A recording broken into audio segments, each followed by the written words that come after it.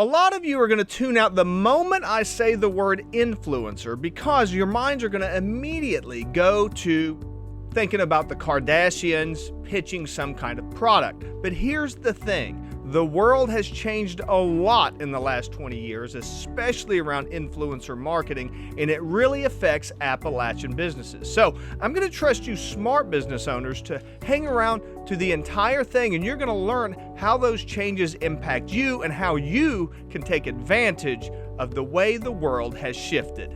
Hello and welcome to the Kanawha Valley Hustlers. This is Joe Justice, and I am here to help local Appalachian businesses get more attention, build their brand, grow their revenue using video on digital platforms.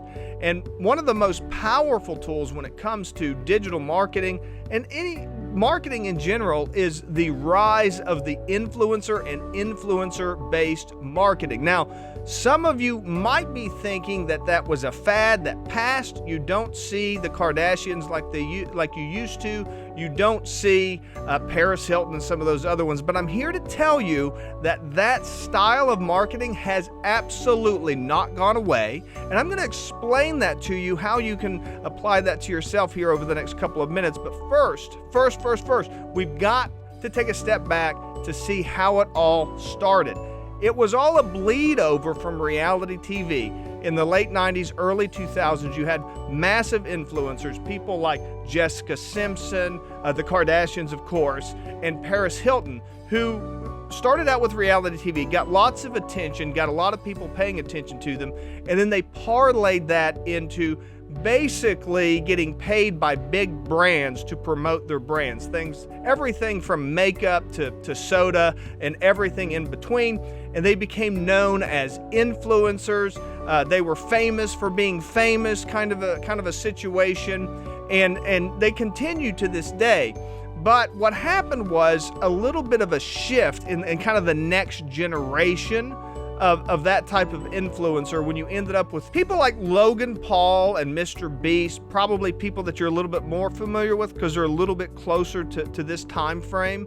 So what you kind of had was your early, what you really had when you go way back was you had movie stars, you had sports stars, you had rock stars.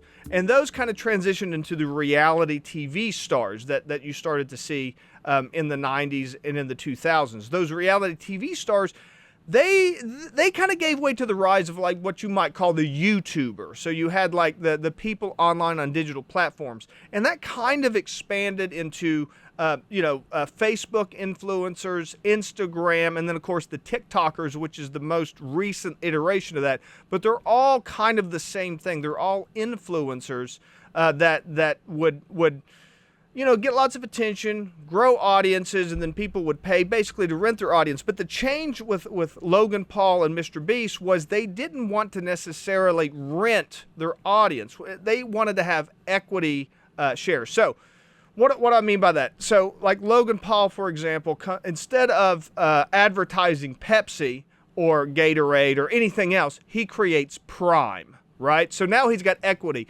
If Prime does really, really well, then Logan Paul does really, really well. So he's got this direct connection. Same thing with Mr. Beast and Feastables. It's, builds an audience, gets lots of attention, and then instead of, sponsoring Hershey's or some other brand, Cadbury or whatever it was, he creates his own product. And then he drives that, so he gets his equity. Well, this did lead to a little bit of a challenge for the big brands because this is where the eyeballs are. This is where the attention is. People aren't sitting around watching TV. They're not watching primetime TV anymore. They're not watching the Kardashians. They're not watching them on TV. They're watching them online. But the Kardashians have their own brand of stuff now. So what do big brands, your Pepsis, your Walmarts, your Coca-Colas, the brands like that, Budweiser, all of these the Procter & Gamble, the brands that you're kind of the traditional ones that you're familiar with, what do they do? What do they do when your big influencers, let's say like Mr. Beast, he's got his own product now. He's not renting his audience to you to sell. So what they start to do is shift to what becomes kind of known in the industry as micro influencers. And that's where we are today, and that's where we've been for a little while. You know, with Appalachia, brief aside here. With Appalachia, I love Appalachia. I love everybody here. I love you guys. I grew up here. You're my people. But we are a little bit behind. We have to accept the reality on that kind of stuff. We're about 10 years behind the curve when it comes to some of this stuff. And you know what? That's okay.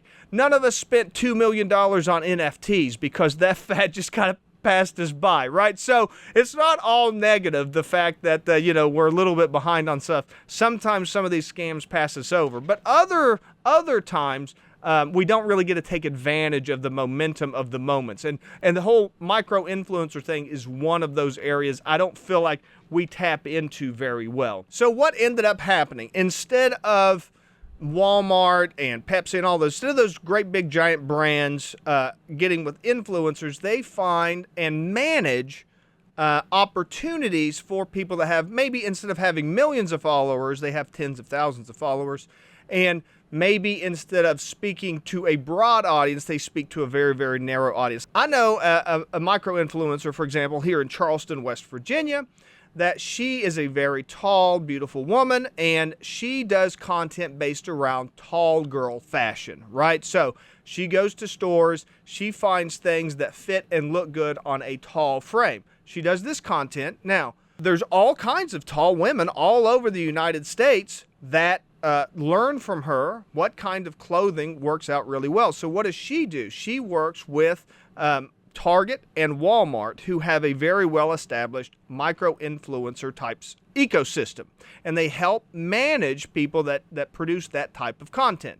So what she does is she gets clothing from Walmart or Target, and she presents that clothing, how to put it together, how to put together nice costumes. I shouldn't say costumes. That makes it sound a little cheap, but you'll forgive me if I get the terminology a little bit wrong. But she puts together nice outfits. They look beautiful, and she does content around this. You get this, you get this. And then her audience, who, again, is not gigantic. It's not millions of followers. It's tens of thousands of followers. They find out about that clothing. They buy that clothing from Walmart.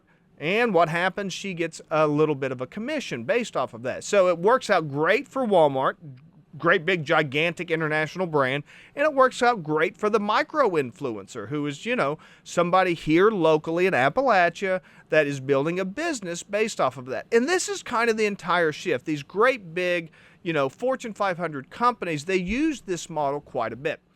What does this mean to you? What does this mean to your business? What does that mean to you as an Appalachia business? Okay, so real quick, if you need a little help integrating some of this stuff into your business, you can feel free to give me a call or text me at 304-853-5522 at any time, day or night. I'll be glad to hop on the next time I get a chance. Me or my team will reach out to you and see if we can help you out with getting more attention, building your brand, and using digital video to influence and sell more in 2026.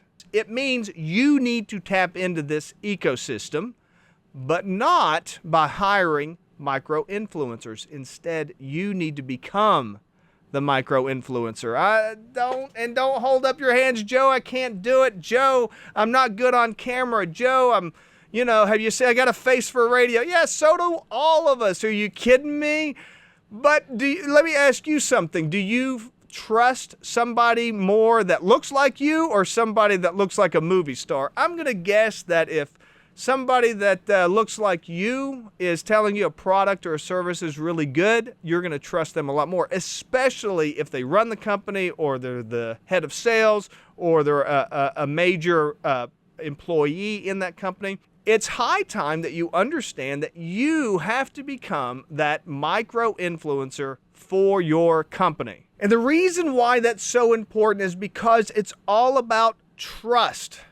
People buy not what they know, but what they trust, okay? If they see you, if they experience you, if they understand you, then they're going to buy from you if they trust you. And all of that content and showing your work product, showing what you do, showing your team, showing your culture, all of that kind of stuff, that stuff builds trust.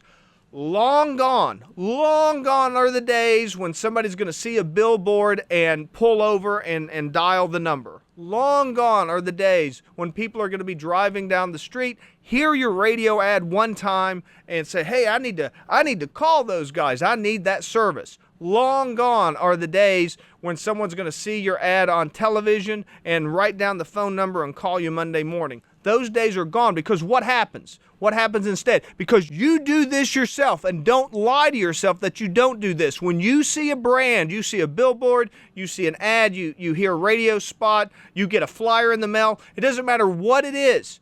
You go to Google and you look up that person. You go to Google and you look up that company. You go to Google and you just search, and you go to the map, and you go to the reviews, you go to the Facebook page, you look through all of that, and you go to the Instagram account and you look through all that. You go to YouTube, see if they've posted any video. If you go to their website and they haven't updated it since 2016, you're not going to call them. I don't care how great their ad was. I don't care how incredible it was. I don't care if it was made by AI and it looks like something a Hollywood studio could have only done 20 years ago. Nobody's going to call you. Nobody's going to call you if your website is from 2016. If you haven't posted, the last piece of content you posted was Happy New Year from, 2020. Nobody's going to call you if they go to your Instagram account and you posted, a picture from, April 2021 wishing everybody a happy Easter. They're not going to have anything to do with you if you've got no reviews, if you've got no content sharing, what you're doing. Now, on the other hand, they might go search, I do need that service, and they're going to search on Google for who else in this area does this service, and all of a sudden they see the owner of the company is posting content every single day. They're going to go with that. They're going to watch some of the videos, they're going to read some of the content, and then they're going to go with it, because that's the world that we're in today. The world that we're in today is a world of influence, where you build audiences, you gain attention, you have a person on a journey where they become aware of you at first, and then they begin to trust you over time, and only then do they call you. So the time has come to stop taking this whole idea of influencers and thinking that it doesn't apply to you, or thinking that you need to hire a Kardashian, or thinking, that's not for me. I'm not that type of person. I'm a behind the scenes kind of person. It's time to burn all that down and start brand new. It's 2026, people. Don't let these kind of old ideas from Appalachia being 10 years behind, don't let them beat you down, because it's time that we take this opportunity. It's huge. There's so few people doing this in this area that you can really take off and explode with popularity by taking advantage of it. So I hope that you do that today. I hope that you make some plans. If you need any help with any of that kind of stuff, of course you can always reach out, send me a message, give me a call, whatever you need to do to get in touch with me, and I will be more than happy to help you out with becoming an influencer in your own business.